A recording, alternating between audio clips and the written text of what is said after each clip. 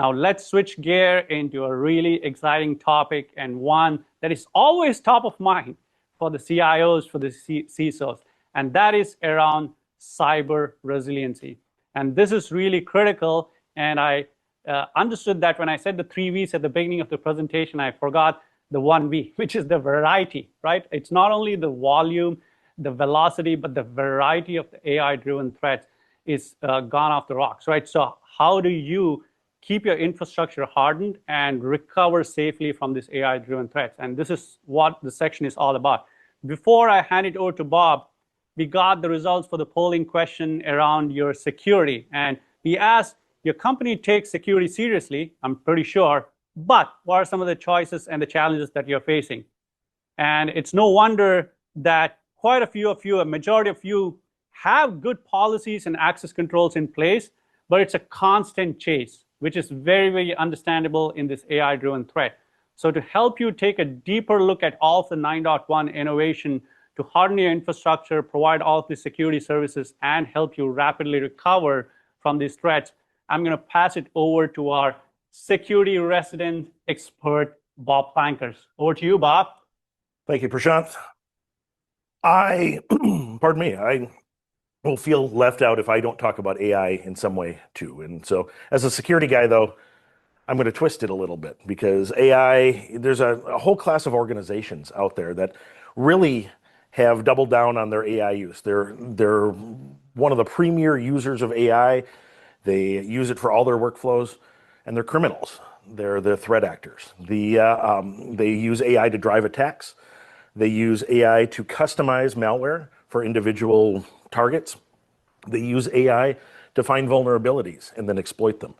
And this is trouble on a number of fronts, obviously, but the patching, we've been talking about patching, the velocity of patching, the volume of patching. The way to get rid of a vulnerability is to patch it out of your environment. And so we're starting to see this. The volume of patching goes up as announcements are made, vulnerabilities are found.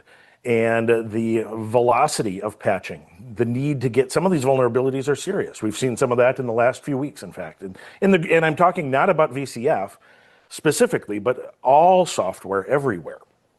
And so being able to protect against that, protect against these threats is really important.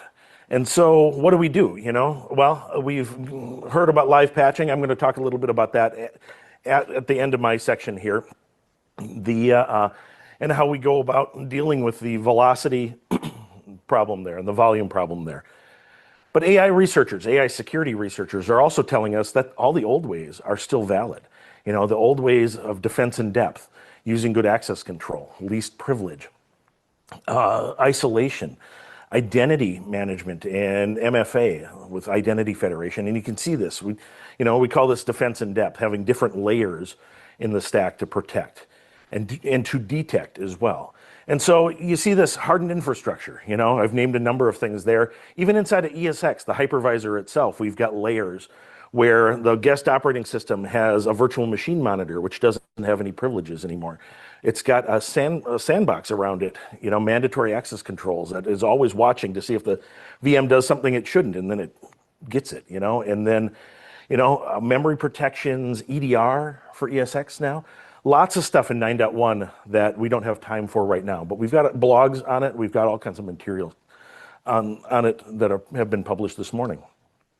We go up and I guess out a ring in this graphic here, and that's advanced security. And what do we mean by advanced security? Well, that's vDefend, the VMware vDefend tools. And vDefend is the premier way to defend, to secure workloads and the infrastructure that runs them.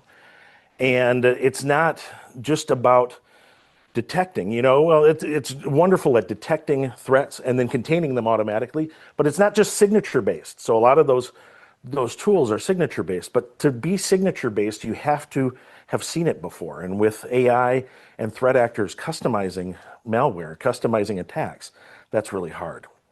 And so it does behavioral analysis too. So it detects and contains any shenanigans going on in your network there. And then what happens if something does actually occur, an incident does occur? Well, we've got tools for that as well. And so I want to talk a little bit about cyber recovery. It's part of our advanced cyber compliance add-on for VCF.